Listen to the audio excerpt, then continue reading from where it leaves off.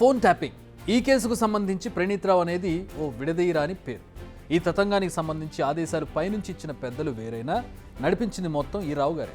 అలాంటి ప్రణీత్ రావు విచారణలో నోరు విప్పారు. మరి ఆయన నోటి నుంచి వెలువడిన సంచలన విషయాలేంటి? ఆయన ఎవరి ఫోన్లను ట్యాప్ చేశారు, ఎలా ట్యాప్ చేశారు, ఎన్నికలు ముగిసిన తర్వాత అసలు దొరకకుండా ఉండేందుకు ఏం చేశారు? ఇంటి దొంగను ఈశ్వరుడైనా కనిపెట్టలేడంటారు. ప్రణీత్ రావు వ్యవహారం కూడా అలానే గుట్టుచప్పుడు కాకుండా సాగింది. 2016 నుంచి మొన్నటి వరకు ఆయన ప్రజల సేవలో కంటే తన ప్రభువు మాజీ ఎస్ఐబి చీఫ్ ప్రభాకర్ రావు సేవలో తరించారు. ఇది మేం చేస్తున్న ఆరోపణ కాదు. ప్రణీత్ రావు తన కన్ఫెషన్ స్టేట్మెంట్లో తన నోటితోనే చెప్పిన విషయాలు.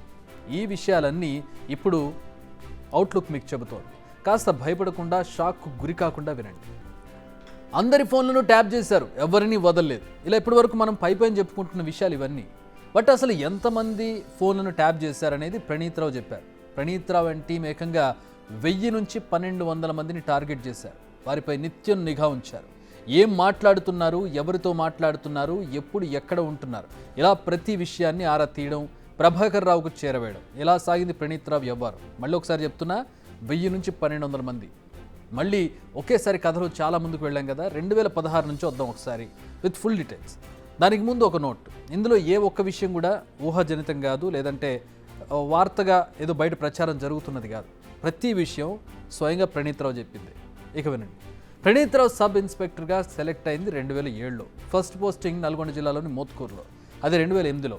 అప్పుడు నల్గొండ ఎస్పీగా ఉన్నది రాజేష్ కుమార్. అప్పుడే ప్రణీత్ రావుపై క్రమశిక్షణ చర్యలు తీసుకున్నారు. కానీ ఎప్పుడైతే నల్గొండ ఎస్పీగా ప్రభాకర్ రావు ఎంట్రీ ఇచ్చారో సీన్ మారిపోయింది. మీది తినాలే, మాది తినాలే అన్నట్టుగా ఇద్దరు ఒకే సామాజిక వర్గం కావడంతో వెనకేసుకు రావడం షూర్ అయింది. ఎప్పుడైతే ప్రభాకర్ రావు ఇంటెలిజెన్స్ వింగ్కు ట్రాన్స్ఫర్ అయ్యారో సీన్ ఇక కంప్లీట్గా అటుమారిపోయింది. 2016లో తన సంగతి ఏంటని ప్రభాకర్ రావును కలిశారు ప్రణీత్ రావు. దీంతో క్యాస్ట్ ఈక్వేషన్స్కి అనుగుణంగా ఎస్ఐబి సబ్ ఇన్స్పెక్టర్గా బాధ్యతలు అప్పగించారు. అప్పటి నుంచి కేవలం ప్రభాకర్ రావుకు మాత్రమే రిపోర్ట్ చేసేవారు ప్రణీత్ రావు. 2017లో ఇన్స్పెక్టర్గా ప్రమోషన్ వచ్చింది. ప్రభాకర్ రావుకు కూడా ప్రమోషన్ వచ్చి బిజీగా మారడంతో రిపోర్టింగ్ చేసే వ్యక్తుల్లో వేణుగోపాల్ రావు కూడా చేరారు. ఫర్ యువర్ ఇన్ఫర్మేషన్, ఆయన కూడా ఇదే సామాజిక వర్గం. ప్రభాకర్ రావు, వేణుగోపాల్ రావు టాస్క్లు ఇవ్వడం, ప్రణీత్ రావు చేస్తూ వెళ్ళడం, ఇలా సాగిపోయింది. ఈ పనికి మెచ్చి డిఎస్పీగా ప్రమోషన్ కూడా వచ్చింది ప్రణీత్ రావుకి. అతని బ్యాచ్లో ఎస్ఐగా ఎంపికై డిఎస్పీగా ప్రమోట్ అయిన ఏకైక వ్యక్తి ప్రణీత్ రావు ఒక్కడే. ఇదంతా కథలో ఫస్ట్ పార్ట్. ఇక సెకండ్ పార్ట్కి వద్దాం. ఎస్ఐబిలో ప్రణీత్ రావుకు ఒక టీం ఉంది. అందులో 2 సిఐలు, 2 ఎస్ఐలు, 2 ఏఎస్ఐలు, 3 కానిస్టేబుల్. ఇది స్పెషల్ ఆపరేషన్ టీం. వీరు కేవలం ప్రభాకర్ రావుకు మాత్రమే రిపోర్ట్ చేస్తారు. వీళ్ళకు స్పెషల్ రూమ్, స్పెషల్ కంప్యూటర్స్. వీరి పని బీఆర్ఎస్కు వ్యతిరేకంగా ఎవరు పని చేస్తున్నారో గుర్తించడం, వారు ఎప్పుడెప్పుడు ఎవరెవరితో మాట్లాడుతున్నారో తెలుసుకోవడం. ఈ విషయాలన్నీ తెలుసుకునేందుకు 7 నెంబర్లు వాడారు ప్రణీత్ రావు. ఇందులో 3 అఫీషియల్ నెంబర్స్, మరో 4 పర్సనల్ నెంబర్స్. ఈ నెంబర్స్ను ఉపయోగించే వివరాలు సేకరించారు ప్రణీత్ రావు. అపోజిషన్ పార్టీలకు చెందిన డబ్బులు ఎక్కడి నుంచి ఎక్కడికి వెళుతున్నాయి ఎప్పటికప్పుడు తెలుసుకోవాలి. తెలుసుకున్న విషయాలు వెంటనే ప్రభాకర్ రావుకు చెప్పాలి. వీలైతే వాటిని స్వాధీనం చేసుకోవాలి, లేదంటే హవాలా డబ్బును పట్టుకున్నట్టు మీడియాకు కలరింగ్ ఇవ్వాలి. ఈసీని నమ్మించడం. ఎన్నికల సమయంలో జరిగింది మొత్తం ఇదే స్టోరీ. వీరికి కావాల్సిన టెక్నాలజీని అందించింది కన్వర్జెన్స్ ఇన్నోవేషన్ ల్యాబ్స్. హైదరాబాద్కు చెందిన ఈ సంస్థ కూడా ట్యాపింగ్కు సహకరించినట్టు తెలుస్తోంది. ఇంత చేసినా బీఆర్ఎస్ ఓడిపోయింది. దీంతో వీరిలో భయం మొదలైంది. వెంటనే ప్రభాకర్ రావు నుంచి ఆదేశాలు వచ్చాయి. ఏమనంటే వెంటనే అన్ని ఎవిడెన్స్ను ధ్వంసం చేసేయండి అని. డాక్యుమెంటరీ అండ్ ఎలక్ట్రానిక్ అన్న తేడా లేదు, అన్నీ ధ్వంసం అవ్వాల్సిందే అనేది ఆదేశం. ఇవే ఆదేశాలను తూచ తప్పకుండా పాటించాడు ప్రణీత్ రావు. 50 హార్డ్ డిస్క్లను మార్చేశారు, సర్వర్లను మార్చేశారు, డాక్యుమెంట్లను తగలబెట్టారు. ఇది చేసేప్పుడు ఎవరు చూడకూడదు, ఎలాంటి ఆధారం ఉండకూడదు. సో ప్రభాకర్ రావుతో చెప్పించి ఏకంగా సీసీ కెమెరాలనే ఆపేయించారు.